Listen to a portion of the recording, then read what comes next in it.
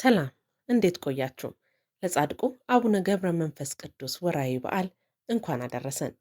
ዛሬ እጅግ ድንቅና ረቂቅ ስለሆነው በጻድቁ አቡነ ገብረ መንፈስ ቅዱስ ስለተደረጉ ሁለት ታላላቅ ታምራትን ልነግራችሁ ነው። ከአንበሶችና ከነብሮች ጋር በበረሃ የኖሩት ኢትዮጵያውያን በጸሎታቸው የጠበቁት የጻድቁ አባት ተአምር ለእኛ ለልጆቻቸው ምን ያስተምረናል? በሕይወታችንስ ምን ተስፋን ይሰጠናል? ለዛሬ የመረጥኳቸው እነዚህ በገድላቸው ላይ ያሉ ሁለት ተአምራትን ልንገራችሁ። ሐሰትን፣ ዝሙትን የሚያበዛ የሚያስጠነቁል ብዙ ሥራ የሚያደርግ አንድ ኃጢአተኛ መነኩሴ ነበር። ከዕለታት በአንድ ቀን ንዑድ ክቡር የሚሆን የአባታችን ገብረ መንፈስ ቅዱስ የገድሉ መጽሐፍ ወዳለበት መጋቢት 5 ቀን ሄደ። ከዚያም ለሰው ልጆች የምህረት ቃል ኪዳን እንደተሰጠው የሚናገር የቃል ኪዳኑ መጽሐፍ ሲነበብ ሰምቶ ያም ኃጢአተኛ መነኩሴ በልቡ እኔ መታሰቢያውንና ዝክሩን አደርጋለሁ፣ በጸሎቱም እማጸናለሁ ብሎ አሰበ። የአባታችን የገድሉን መጽሐፍ ስሞ ከዚያ ወጥቶ ወደ ሀገሩም ሄደ። ሲሄድ በመንገድ ሽፍቶች አግኝተው መላልሰው ደበደቡት፣ ልብሱንም ገፈፉት፣ በደምም ተነከረ። ወደ ቤቱ ገባ። በዚያች ሌሊት በእግዚአብሔር ፈቃድ ሞተ። የጨለማ መላእክት መጥተው ያቺን ነፍስ ወሰዷት፣ በእግዚአብሔር በዙፋኑ ዙሪያም አደረሷት። እግዚአብሔርም ይህቺ ነፍስ ወደ ሲኦል ውሰዷት አለ።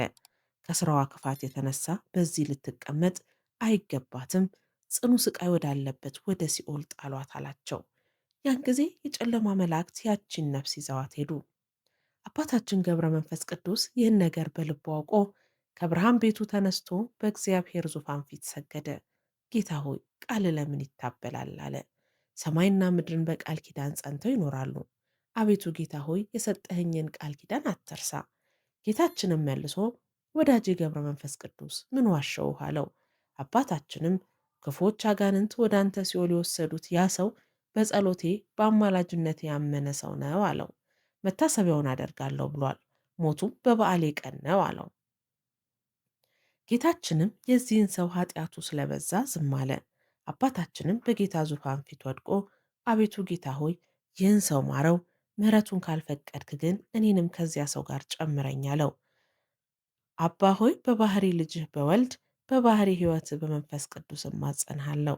ወልድ ሆይ በባህሪ አባትህ በአብ በባህሪ ሕይወት በመንፈስ ቅዱስ እማጸናለሁ። መንፈስ ቅዱስ ሆይ በአብ በወልድ እማጸንሃለሁ አለ። ያን ጊዜ እግዚአብሔር ቅዱስ ሚካኤልን አዘዘው፣ ወደ ሲኦል ሳይጥሏት ፈጥነህ አምጣት አለው። የመላእክት አለቃ ቅዱስ ሚካኤልም ሄዶ ከእሳት ባህር ዳርቻ አገኛት። መልሶ እግዚአብሔር ፊት አቀረባት። እግዚአብሔርም ያቺን ነፍስ ለወዳጄ ለገብረ መንፈስ ቅዱስ ምን አደረክለት አላት።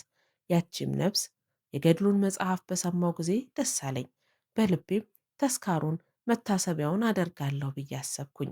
በፍቅሩ ልቤ ነደደ። ገድሉን ስሜ ተማጸንኩት። ከዚያ ወጥቼ ሲሄድ በዚያች ቀን ሽፍቶች አግኝተው ደብድበው ገደሉኝ። ይኸው ወደ አንተ መጣሁ አላቸው።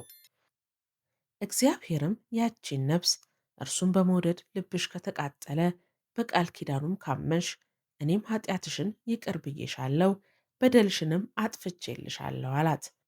ይህንም ብሎ የምዕመናን አንድነት ወዳለበት ውሰዷት አላቸው። ፈጥነው ወሰዷት። አባታችን ተደሰተ፣ ፊቱም በራ። የአባታችን የገብረ መንፈስ ቅዱስ ጸሎቱና በረከቱ በእኛ በልጆቹና በሕዝበ ክርስቲያን ላይ ለዘላለም ጸንቶ ይኑር፣ አሜን። ሌላኛውን ታምር ልንገራችሁ። የአባታችን ገብረ መንፈስ ቅዱስ መታሰቢያውን የምታደርግ አንዲት ሴት ነበረች። ከዕለታት በአንድ ቀን ያቺ ሴት የምትኖርበት መንደር 7 ልጆች ከገደል ስር ተሰብስበው ሲጫወቱ ሳለ የአባታችን ገብረ መንፈስ ቅዱስ መታሰቢያውን የምታደርግ የዚያች ሴት ልጅ አብሮ ሲጫወት ያን ጊዜ ገደሉ ተንዶ ተጫነባቸው፣ ገደላቸው። ከእነርሱ አንድ እንኳን አልዳነም። የመንደሩ ሰዎች የሕፃናቱም ወላጆች በሰሙ ጊዜ በምድር ወድቀው ተንከባለሉ፣ መራራ ለቅሶን አለቀሱ። እነዚህ ሕፃናት የሞቱት መጋቢት 3 ቀን በ3 ሰዓት ነው። የአባታችን ገብረ መንፈስ ቅዱስን መታሰቢያ ዝክር የምታደርግ የዚህ ሴት ልጅ ከሞት ተነስቶ ፀሐይ ሲገባ ወደ ቤቱ መጣ። እናቱን ባየችው ጊዜ በደስታ እልል አለች። የመንደሩ ሰዎችም ሁሉ በፍጥነት ወደዚያ ልጅ መጥተው በምን ነገር ተነሳ? በላያችሁ ላይ ከተጫነባችሁ ገደልስ እንዴት መውጣት ቻልክ? አሉት። ያም ከሞት የተነሳ ልጅ እኛ የሞትነውን ሕፃናት ሁላችንን የእሳት ነበልባል የሚመስሉ የሰማይ መላእክት ወደ ሰማይ ወሰዱን። የራስ ፀጉሩ ነጭ የሆነ ግርማው የሚያስፈራ የሚያስደነግጥ ከከበረ ከአንድ ታላቅ ሰው ጋር ተገናኘን። ባየነው ጊዜ ሁላችንም ወደቅን። ሁለመናው መብረቅ ይመስል ነበር። የተከተሉትም የሰማይ ከዋክብትን ይመስሉ ነበር። ከሕፃናቱ ሁሉ እኔን ለይቶ እጄን ይዞ መታሰቢያዬንና ዝክሬን የምታደርግ የዚያች ሴትን ልጅ ይህን ሕፃን ለምን አመጣችሁት? ወደ እናቱ ይመለስ ዘንድ እኔ ወስደዋለሁ አላቸው። ያን ጊዜ ወደ ተጫነን ገደል አደረሰኝ። በመስቀል አምሳል 3 ጊዜ ባረከው። ያም ገደል ቀጥ ብሎ ቆመ። የሁላችንንም በድን እንደ አመድ ደቆ አገኘን። ያን ጊዜ የእኔም በድን አንስቶ አንቺ ነፍስ እግዚአብሔር ወደ ሥጋሽ ተመለሺ ብሎሻል አለ። ያን ጊዜ ነፍሴ ወደ ሥጋዬ ተመለሰች፣ እንደ ቀድሞ ጤነኛ ሆንኩኝ። ያቺንም ገደል ወደ አንቺ እስክመለስ ድረስ ተደፈኝ አላት። ያን ጊዜም ተደፈነች። ቁመቷም እጅግ ረጅም ነበር። እታች ለቆመ ሰው የጫፏ አናት አይታይም ነበር።